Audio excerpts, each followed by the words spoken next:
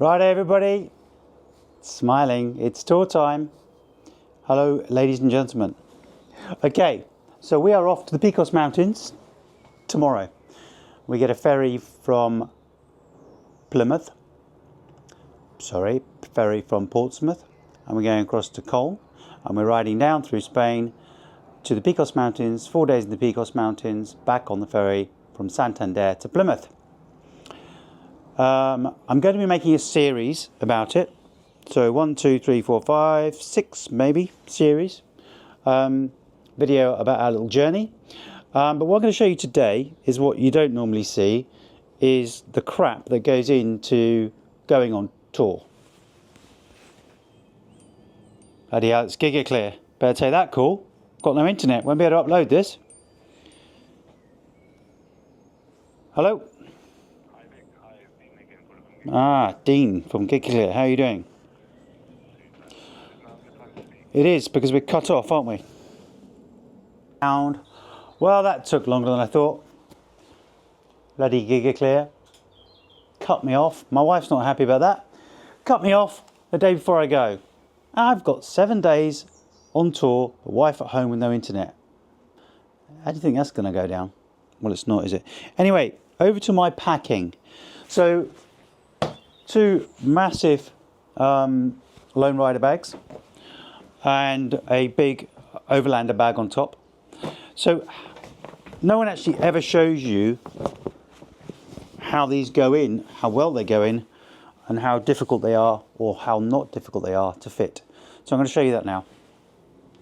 So what I really like about these Lone Rider bags is they are totally waterproof, and they come with these great inner liners. Stuff to pack, well, you could be here all day long, but it basically consists of drone, head torches, spare keys, microphones,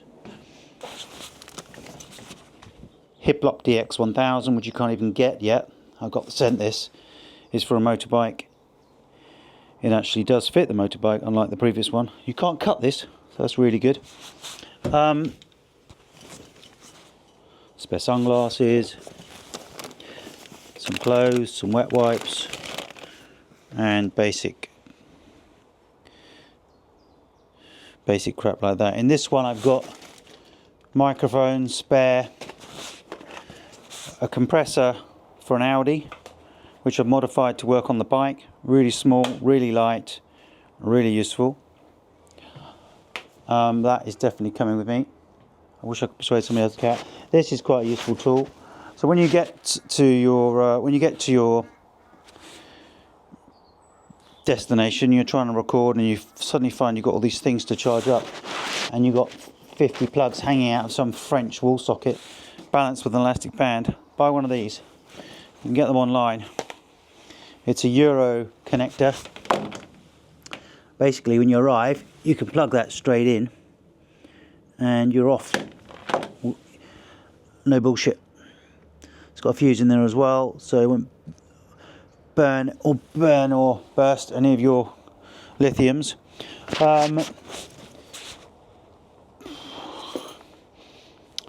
Puncture repair. First aid kit. It doesn't look that first aid kit doesn't look that comprehensive, but they're telling you now that is. It's been handpicked by me. There's even a tourniquet in there. So yeah, hopefully I've never needed it so far. Hopefully I don't need it. Load of tools. Little tiny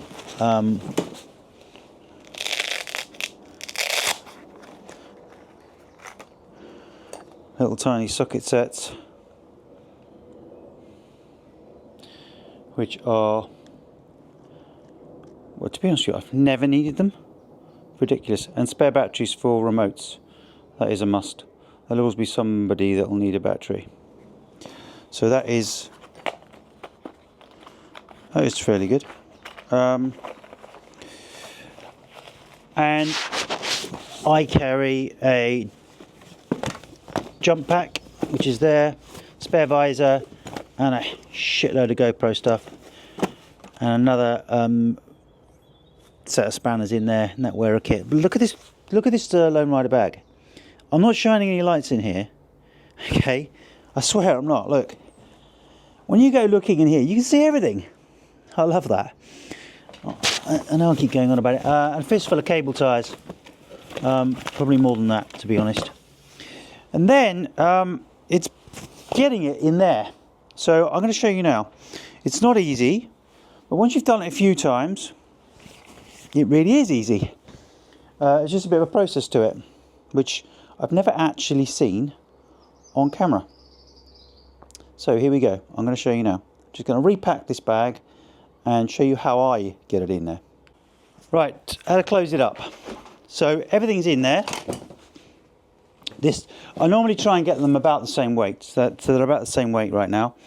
There's a few bits and pieces, they're going to go in my top bag. So closing it up is really easy, but if you don't do it properly, so basically roll it, and you can't get the air out of this, so you are stuck with a bit of air. And then lock it together either side. 1, 2, and then these straps, to me this is feeling a bit light, but I think I've got rid of my compressor because I've asked Richard to carry it, so I'm now not taking this. This is a little beauty. This is a little beauty. I basically modified it to work on a connector which is on my bike, plugged into my bike, and it's quite powerful. I'm trusting that Richard's going to bring his, and all will be well. And it's just a little bit less that I've got to carry. So yeah, straps, digressing. Lock them up, and then you're left with a carry bag. Sort of straighten it up, and it looks good to go. Let's adjust the camera.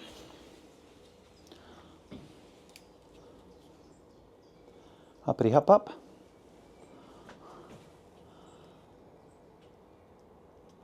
Righto, over to the bag itself. Open the bag up, and basically inside you've got a plastic dish like that, the shape of the underside of the bag.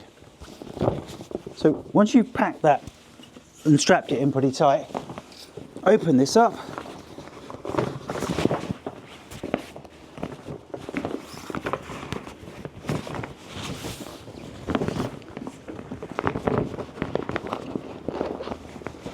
And fight with it.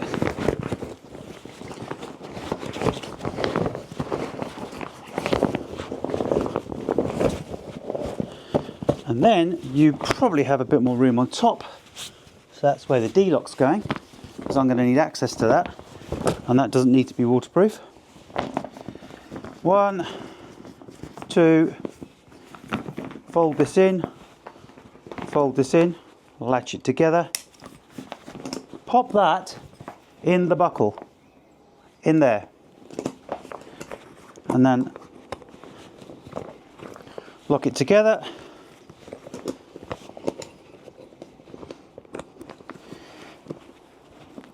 I always struggle with this. It's a pity. What am I doing wrong, Lone Rider? I don't think I'm doing anything wrong, but it just needs a bit of wearing in, I think. And then latch in these. Make sure you've got these clips around the right way. And latch these in. If the airstream is going that way, they won't come undone. And then that is good to go. And then lock it with your Lone Rider lock. Once you've managed to line this up, which is not the easiest task on the planet, to be honest. I'm wondering what I've done wrong there. Let's have a look at that. This is a bit of a fucking mission.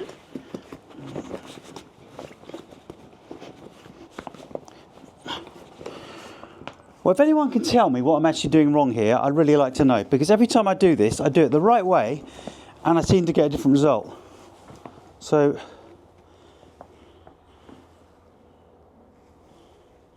must want to grind a bit of that off.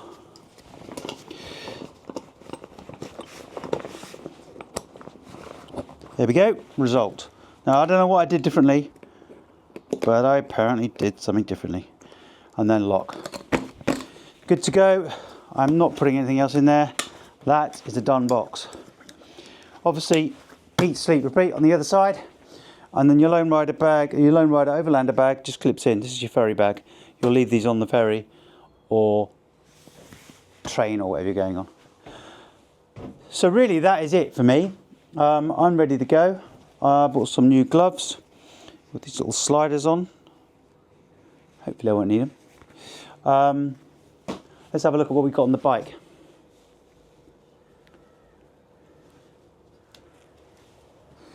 So on the bike we have SW Motec waterproof pro bag. Not the most reliable bag because it gets really sticky getting it off. But if you actually pull this in the correct way and silicone grease it, it does actually come off. You don't want it to be too loose, but you've got to pull it laterally. You can't pull it upward. Inside the bag, I have got the essentials. 360 and Action 4 and a load of batteries for Action 4. Sunglasses, passport, ready to go in there. Obviously here I've got my chiggy, which is available on our website, lifeisaride.co.uk. And over there I have my mount for my Action 4. Whoa, Mr. B! Put that on back to front. That would have been a bit of a disaster. So I switched that over. I basically put that on around the wrong way. And then another mount, which is a 360 mount for 360.